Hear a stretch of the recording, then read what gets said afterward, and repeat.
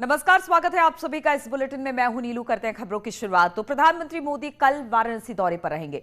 प्रधानमंत्री मोदी यहां पर करीब 5 घंटे रहेंगे और 5 घंटे में काशी को 1500 करोड़ की से ज्यादा की सौगात देने वाले हैं, जिसमें Rudraksh convention centre, Godowlia, multi level parking, cruise, ro ro का तोहफा इसमें शामिल है। वहीं कुछ नई योजनाओं की बुनियाद भी प्रधानमंत्री कल रखने वाले हैं।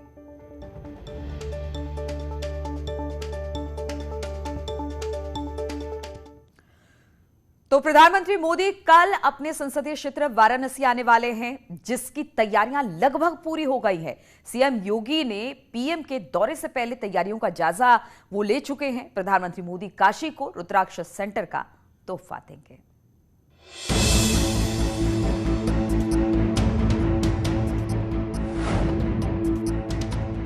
रुद्राक्ष सेंटर के गेट पर चमकती शिलापट की कहानी अब दुनिया की जुबान पर चढ़ने वाला है।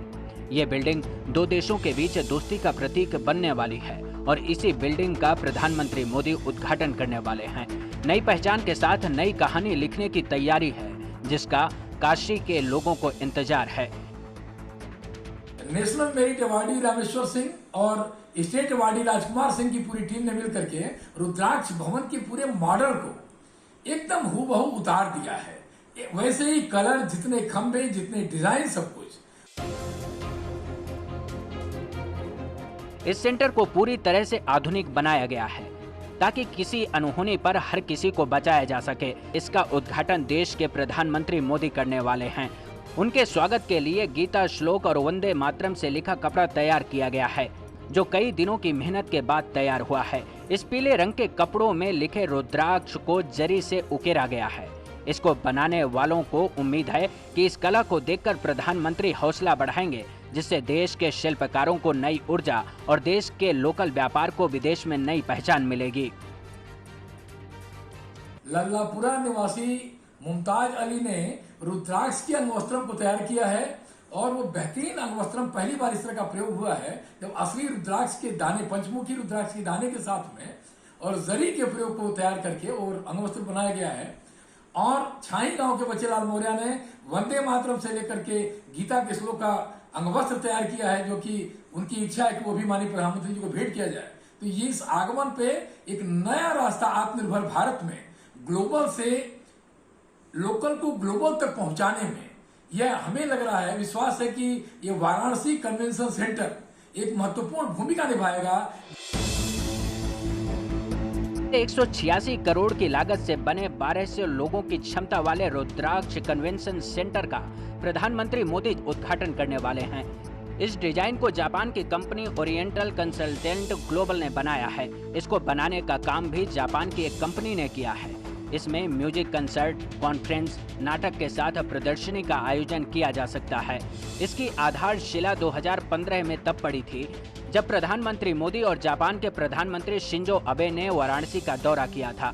तब वाराणसी को जापान ने एक नायाब तोहफा दिया था, जिसकी खूबसूरती अब जमीन पर दिखाई दे रही है। Bureau report, network 18। और इसी पर बातचीत करने के लिए उपेंद्र हमारे साथ काशी से जुड़ गए हैं, यानी वाराणसी से जुड़ गए हैं।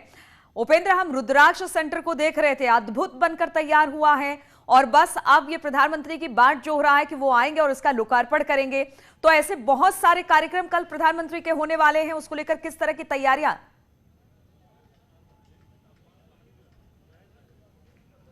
बिल्कुल, देखिए, सबसे पहले बात रुद्राक्ष की है तो रुद्राक्ष की भव्य तस्वीर हम अपने दर्शकों को दिखा दें कि इस तरीके से अब यहाँ पे तैयार हो गया, फोर्स अंदर लग गया है। और खास बात यह है कि इस रुद्राक्ष की इमारत में प्रधानमंत्री आकर सबसे पहले रुद्राक्ष का ही पेड़ लगाएंगे, जिसकी तस्वीर मैं सबसे पहले कैमरा पर्सन को दिखाऊंगा कि वन विभाग की टीम पूरी पहुंच गई है। और ये देखिए, जहां पर मजदूर काम कर रहे हैं वहीं पर जो है रुद्राक्ष का पौधा जो है प्रधानमंत्री नरेंद्र मोदी अपने हाथों से लगाएंगे। दूसरी बड़ी अहम बात यह है कि यहीं पर जब वो रुद्राक्ष के रूप में काशी की म्यूजिक को, काशी के आर्ट को, काशी की कला को एक नया मंच देने जा रहे होंगे, तो उसी वक्त काशी के इन्हीं अलग अलग क्षेत्रों के करीब 500 प्रबुद्ध वर्ग के लोग प्रधानमंत्री के साथ मौजूद होंगे, जिनसे वो काशी के विकास पर, काशी के कला पर, काशी की संस्कृति पर और रुद्राक्ष की उपयोगिता पर चर्चा करेंगे। ये तो हुई ये इस इमारत की बात, जो सबसे कहा जाता है कि भारत में अब इससे बड़ा कन्वेंशन सेंटर नहीं होगा, क्योंकि भारत में बनारस को ही जो है यूनेस्को की ओर से सिटी ऑफ म्यूजिक कहा गया है। इसलिए यहाँ पर चाहे म्यूजिक के कार्यक्रम हो, चाहे छोटी बहुत कॉन्फ्रेंस हो या अन्य कार्यक्रम हो, अब सबके लिए बनारस पर एक मंच उपलब्ध है।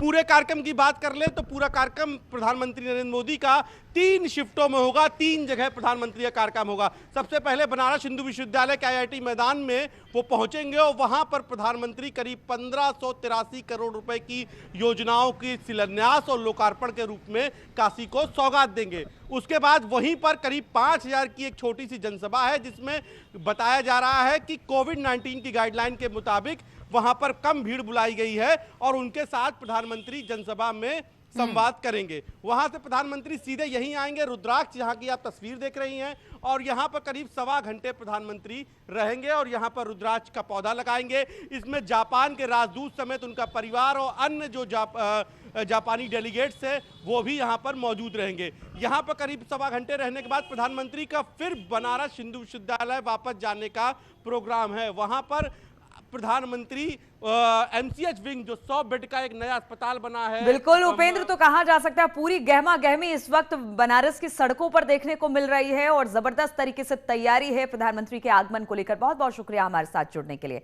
और इस वक्त एक बड़ी खबर आ रही है, कांवड़ यात्रा को लेकर नोटिस जारी किया गया है।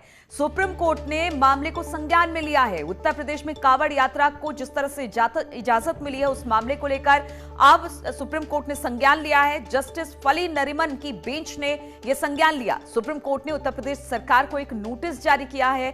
16 जुलाई को इस पर अगली सुनवाई होने वाली है। तो उत्तर प्रदेश ने कांवड़ यात्रा को मंजूरी दी और इसको स्वतः संज्ञान लेते हुए सुप्रीम कोर्ट ने कुछ बातें कही हैं। अगर जस्टिस फली नरीमन की बेंच ने संज्ञान लिया है और इस पर उत्तर प्रदेश सरकार से जवाब मांगा है। तो बड़ी खबर हम आपको बता दें, उत्तराखंड ने तो कांवड़ यात्रा को नहीं कराने की बात कही है, लेकिन उत्तर प्रदेश ने कांवड़ यात्रा कराने की बात की है और इस पर अब ये बड़ी खबर आ रही है कि सुप्रीम कोर्ट ने मामले में संज्ञान लिया है। उत्तर प्रदेश में कांवड़ यात्रा की इजाजत देने का जो मामला था, उस पर जस्टिस फली नरीमन की बेंच ने संज्ञान लेते हुए उत्तर प्रदेश सरकार को एक नोटिस जारी किया है और इससे जवाब मांगा है। 16 जुलाई को अब इस पूरे मामले में अगली सुनवाई होगी, क्योंकि कोविड इस वक्त तीसरी लहर की संभावना है और इसी संभावना को देखते हुए सुप्रीम कोर्ट ने अब स्वतः संज्ञान लेते हुए उत्तर प्रदेश को एक नोटिस जारी किया है कांवड़ यात्रा को लेते हुए।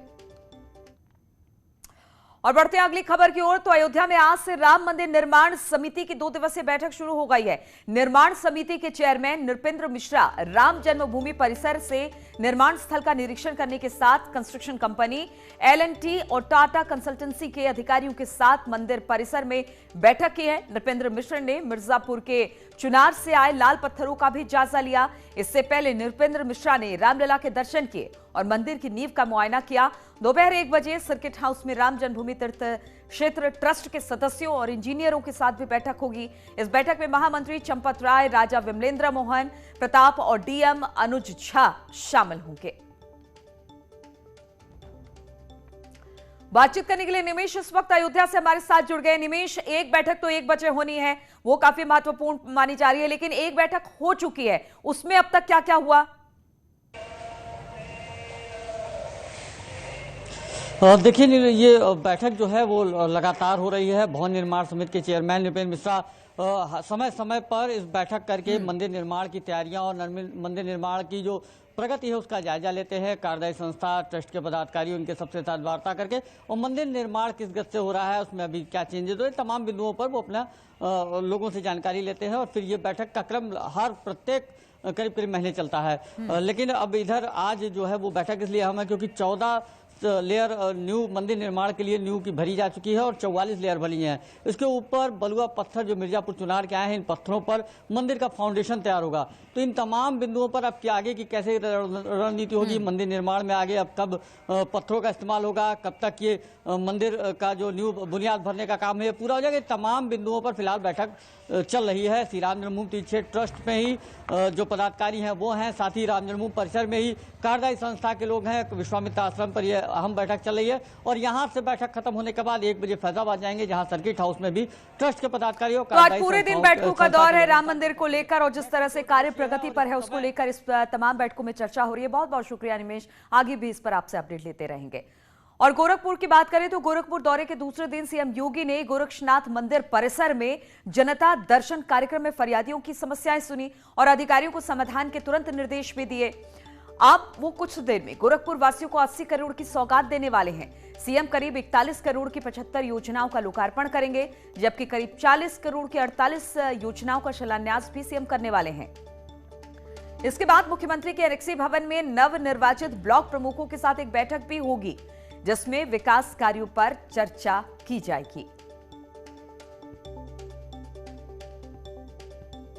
मुख्यमंत्री योगी आदित्यनाथ ने हिंदू सेवा आश्रम में जनता दरबार लगाया और यहां पे सैकड़ों फरियादियों की सीएम योगी ने फरियाद सुनी।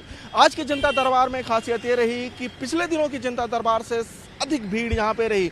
500 से 700 लोग आज जनता दरबार में आए और सीएम ने लोगों की समस्याएं सुनी। सबसे अधिक जो समस्याएं थी वो थाने और तहसील स्तर की थी, जिसमें मुख्यमंत्री ने नाराजगी भी जताई कि इन लोगों को यहां आने की क्यों जरूरत पड़ी, अधिकारी क्यों नहीं इन्हें त्वरित न्याय वहां पे दिला रहे हैं। साथ ही सीएम ने निर्देश दिया कि जो भी व्यक्ति यहां पे आया है उसको न्याय जल्द से जल्द मिलना चाहिए। अखिलेश पांडे के साथ रामगोपाल द्विवेदी, न्यूज 18 गोरखपुर। और इस वक्त लखनऊ से खबर आ रही है, यहां पर समाजवादी पार्टी की अहम बैठक है। एसपी अध्यक्ष अखिलेश यादव ने यह बैठक बुलाई है। पंचायत चुनाव में हार की इसमें समीक्षा की जाएगी। 2022 विधानसभा चुनाव पर मंथन भी होगा। 2022 चुनाव की जिम्मेदारी हो सकती है तय। इस बैठक में प्रदेश अध्यक्ष समेत सभी एमएलसी इस बैठक में मौजूद रहने वाले हैं। तो आज एसपी की बैठक होने वाली है। अखिलेश यादव ने यह बैठक बुलाई है और बताया जा रहा है कि पंचायत चुनाव में जिस तरह से हार मिली एसपी को, उसकी तो समीक्षा होगी। साथ ही 2022 में चुनाव पर भी मंथन होगा और किसको किसको क्या क्या जिम्मेदारी 2022 में मिल सकती है, 22 के चुनाव को लेकर मिल सकती है, वो भी तय किया जाएगा। प्रदेश अध्यक्ष समेत सभी एमएलसी इस बैठक में मौजूद रहने वाले हैं। समीक्षा होगी। पूरे प्रदेश की जनता ने त्राह त्राह कर दिया है। महिलाओं तक की साड़ियाँ फाड़ी गई हैं।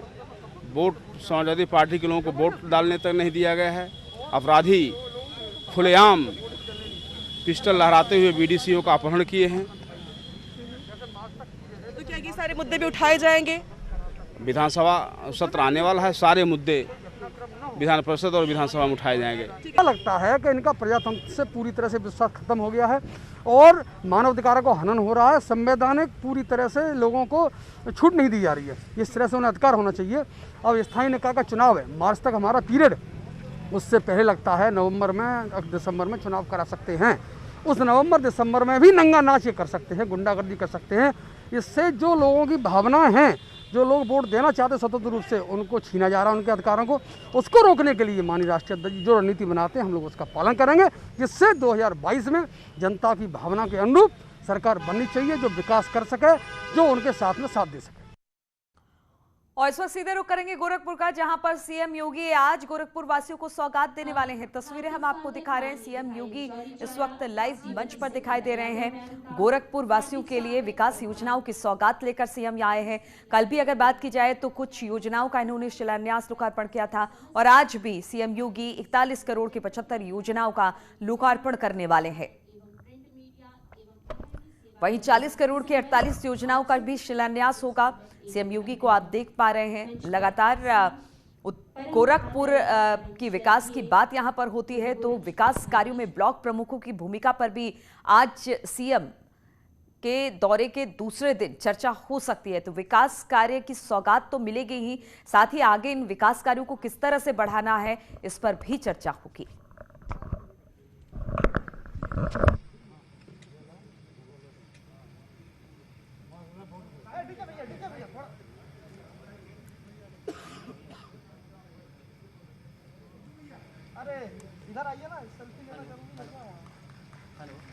दीप ज्योति परम ज्योति, दीप ज्योति जनार्दनः, दीपो हरतु मे पापं, दीप ज्योति नमोस्तुते, शुभं करोतु कल्याणं, सुख संपदा द्वेष बुद्धि विनाशाय आत्मज्योति नमोस्तुते। मंच पर आसीन माननीय विधायक ग्रामीण श्री विपिन सिंह सर से सादर अनुरोध है कि आप माननीय मुख्यमंत्री महोदय के स्वागत अभिनंदन के लिए कृपया आ जाएं। तो ये तस्वीरें हम आपको दिखाते रहेंगे, लेकिन यहां पर रुकेंगे छोटे से ब्रेक के लिए। और सूत्रों के हवाले से कानपुर से एक बड़ी खबर इस वक्त आ रही है। आतंकी संगठन के संपर्क में थी 3 महिलाएं। 1 महीने से महिलाएं आतंकियों से बातचीत कर रही थी। कानपुर के पनकी इलाके की महिलाएं बताई जा रही है। गंगागंज की झोपड़पट्टी में रात को पहुंची है एटीएस के पहुंचने से पहले महिलाएं फरार हो गई हैं। महिलाओं को मानव बम बनाने की तैयारी थी। आतंकी उमर हलमंडी महिलाओं से मिला था। सूत्र इस तरह की जानकारी दे रहे हैं। तो बड़ी खबर आ रही है। बातचीत करने के लिए अमित गंजू इस वक्त हमारे साथ जुड़ा है। अमित, बड़ी जानकारी मिल रही है, क्या कुछ कहा गया है इसको लेकर? अब देखिए नीरू जी, मैं आपको बताना चाहूंगा कि कानपुर का तार अब सीधे कानपुर से जुड़ाव इन दोनों आतंकियों का साफ तौर पर दिखता जा रहा है। अगर सूत्रों की माने तो एटीएस की जांच का दायरा जैसे जैसे बढ़ता जा रहा है, वैसे वैसे चीजों की पुष्टि भी हो रही है कि कानपुर में कहीं ना कहीं बेस बनाया गया था। चाहे इनको शिक्षित करने का मामला हो, 24 लोगों को शिक्षा देने का मामला हो, चाहे फंडिंग का मामला हो, चाहे असलाह का मामला हो, चाहे मोबाइल्स की सप्लाई का मामला हो, चाहे सिम कार्ड्स के इशू करने का मामला हो। और अब इन 3 महिलाओं का जहां मामले की बात सामने आ रही है, तो लगभग ये माना जा रहा है कि जून के महीने से जो कॉल डिटेल निकाली गई थी उसमें इन 3 महिलाओं का जिक्र आया है। और अगर गंगागंज बस्ती की बात करें, जहां न्यूज 18 की टीम उस वक्त मौजूद है, उनका कहना है कि ये इनकी भाषा कुछ कानपुर से अलग थी। कुछ बंगाली टोन इनका बोलने का था, कुछ इन्हें बांग्लादेशी बता रहे हैं, कुछ इन्हें बंगाली महिलाएं बता रहे हैं, क्योंकि क्षेत्र के लोग पहुंचाने की स्थिति में नहीं, क्योंकि बहुत बड़ी कच्ची बस्ती है। ऐसा माना जा रहा है कि कल देर रात प्लेन क्लोथ्स में कुछ टीमें आई थी, क्योंकि ये बेसिकली रोज कमाने रोज खाने वाले बिल्कुल। तो लगातार लोगों के नाम जुड़ते जा रहे हैं। अब तो 3 महिलाओं की बात और सामने आ गई है। हालांकि एटीएस अब हर एंगल से तलाश करने में जुटी हुई है और कानपुर में उस बस्ती में भी पहुंची है जहां पर 3 महिलाएं रुकी हुई थी, रह रही थी। बहुत बहुत शुक्रिया आपका अमित, जानकारी देने के लिए। और नेटवर्क 18 फेडरल बैंक संजीवनी गाड़ी देश में कोरोना प्रभावित इलाकों की यात्रा कर रही है। वैक्सीन को लेकर जागरूकता लाने में सहयोग देकर आप भी हमारी